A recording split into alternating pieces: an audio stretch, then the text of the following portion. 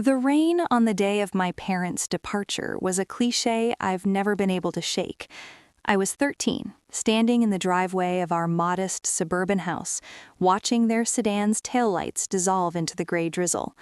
They were chasing a fresh start in Arizona, a business opportunity that couldn't include a distraction.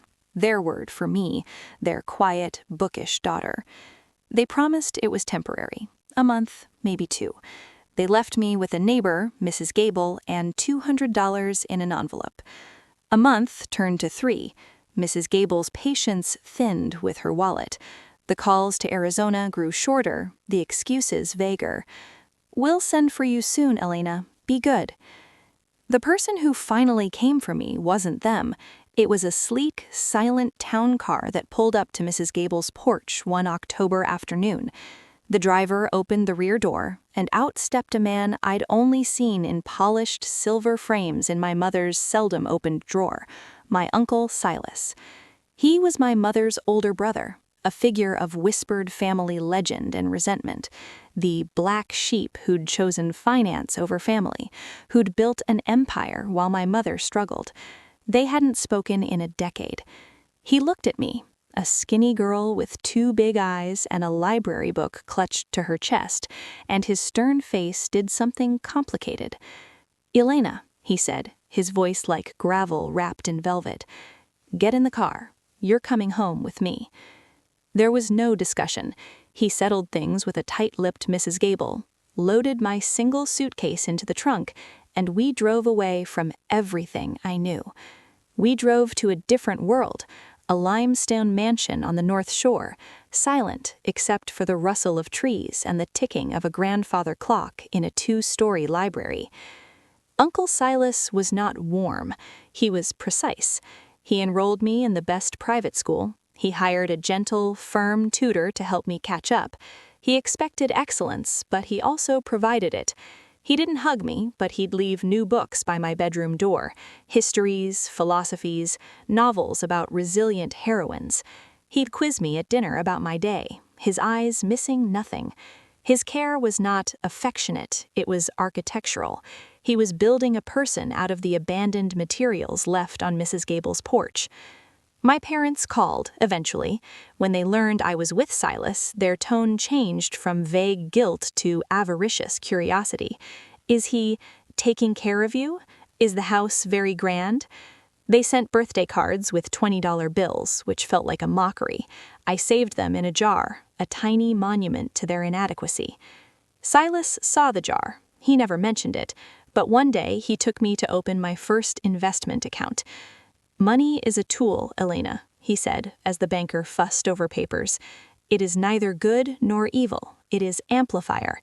It will amplify who you already are. Remember that." Under his wing, I amplified. I thrived. I went to Stanford, funded by him. I earned an MBA, guided by his brutal, brilliant advice. I joined his firm, not as a favored niece, but as a junior analyst he was harder on than anyone else. He was my father, my mentor, my patriarch.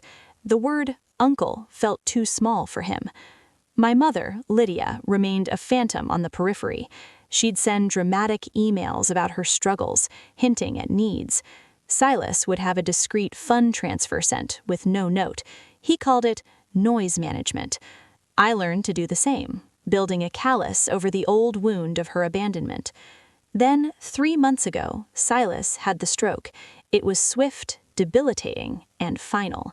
He lingered just long enough for me to fly back from a business trip in Tokyo, to hold his hand, the hand that had signed my tuition checks, pointed to lines and balance sheets, and once, just once, patted my shoulder after my first major deal.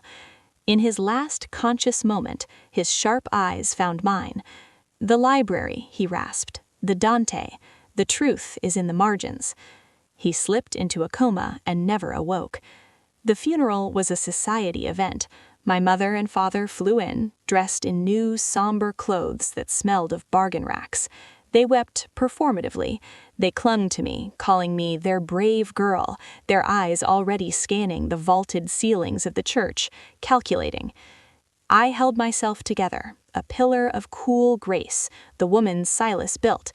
Inside, I was the abandoned 13-year-old, but I wore her like a secret suit of armor.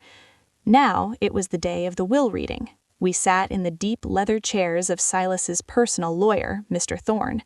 The room smelled of old paper and anticipation. My mother sat beside me, practically vibrating. My father fidgeted with his tie. Distant cousins and business associates filled the other chairs. Mr. Thorne, a man with the demeanor of a melancholic hawk, cleared his throat and began. There were bequests to staff, donations to charities, the continuation of the firm under the board's direction. My mother's knee bounced impatiently. Then he came to the core estate. To my sister Lydia Vance, I leave the sum of $1 and the contents of the safety deposit box numbered 117 at First Lakeshore Bank, which she may open at her discretion. A gasp. My mother's face went from peach to scarlet to white. $1? She hissed. This is an outrage, a mistake. Mr. Thorne continued, unperturbed.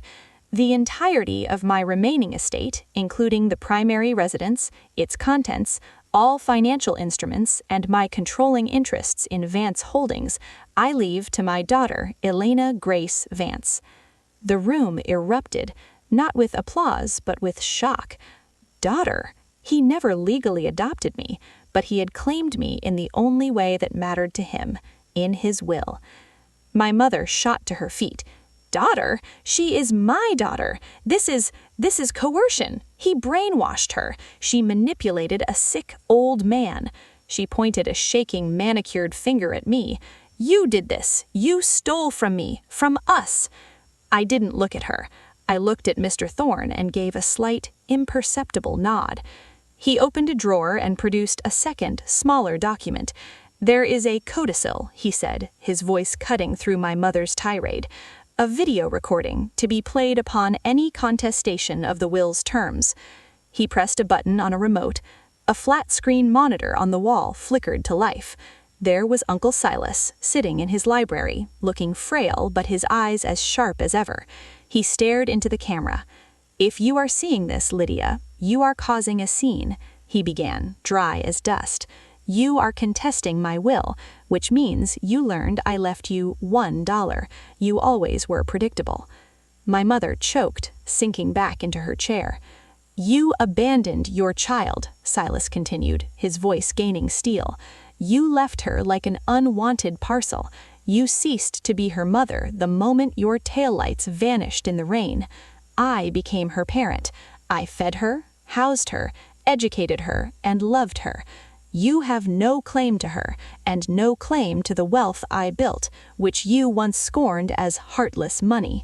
This dollar is not an insult, it is a contractual fulfillment. Our relationship, in legal and moral terms, was worth exactly that. He paused, his gaze seeming to bore into the room. Elena, my daughter, the truth is in the margins. Remember. And to everyone else, this matter is closed. The screen went black. The silence was total. My mother looked gutted. My father stared at his shoes. The lawyer looked like he'd rather be anywhere else. Then my mother found a last reservoir of spite. She turned to me, her eyes venomous. You think you've won. You're just like him, cold, a monster. You'll die alone, just like he did. That's when the door to the inner office opened. A woman I'd never seen before walked in, crisp, in her 40s, with a leather folio. She ignored everyone and walked straight to Mr. Thorne, handing him a single sheet of paper. She whispered in his ear. His eyes widened, then flicked to me with something like horror? Pity? He cleared his throat again, the sound like breaking glass in the quiet. Miss Vance, Elena, he corrected himself. There appears to be another development. This is Miss Reed from Child Protective Services Historical Records Division. It concerns the day you were left with Mrs. Gable. Miss Reed gave a tight professional nod. We were conducting a digitization of old files. A call log was misfiled from a Mrs. Agnes Gable, dated the day after you were left in her care. The call was to report child abandonment. The responding social worker's notes indicate that the parents, when contacted by phone, explicitly stated they had no intention of returning for the child, and she is her brother's problem now. They signed a provisional surrender of custody over the phone.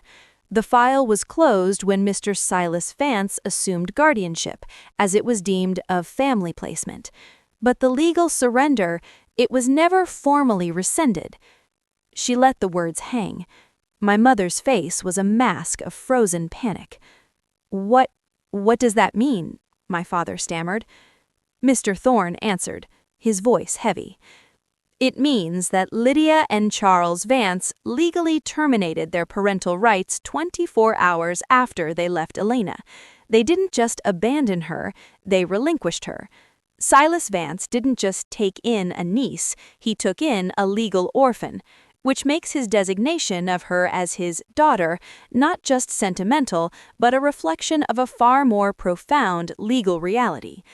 He looked at my mother, his professional detachment finally cracking to reveal sheer disgust. "You didn't just come here expecting money you didn't deserve. You came here pretending to be a mother to a child you legally gave away." The horror in the room was now a physical thing. The lawyer's horror at the grotesque story, the cousin's horror at the scandal, my parents' horror at being so completely, irrevocably exposed. I stood up. I felt the eyes of the room on me, the orphan, the daughter, the heir. I looked at the woman who bore me, who had just been atomized by the truth. My voice, when it came, was Uncle Silas calm, Uncle Silas final. "The will stands. You are entitled to your dollar and the contents of your box. I suggest you go collect it. And then you will leave this city and you will never contact me again. If you do, I will use every resource my father left me to bury you in legal actions so deep you'll forget what sunlight looks like." I didn't wait for a reply. I turned and walked out of the office, the echoes of Silas's last words in my mind. The truth is in the margins. In the library that night, I pulled his heavy first edition Dante from the shelf. In the margin of Canto 13, The Wood of the Suicides, where those who violated their own bodies are eternally trapped, he had written in his tight script, "To abandon a child is the ultimate self-violation. They are already in their own hell. Do not join them there. Live, Elena. Amplify." I closed the book, held it to my chest, and for the first time since his death, I wept. Not for the loss, but for the love that had been so fiercely, so cleverly hidden in plain sight, waiting for me to be strong enough to find it.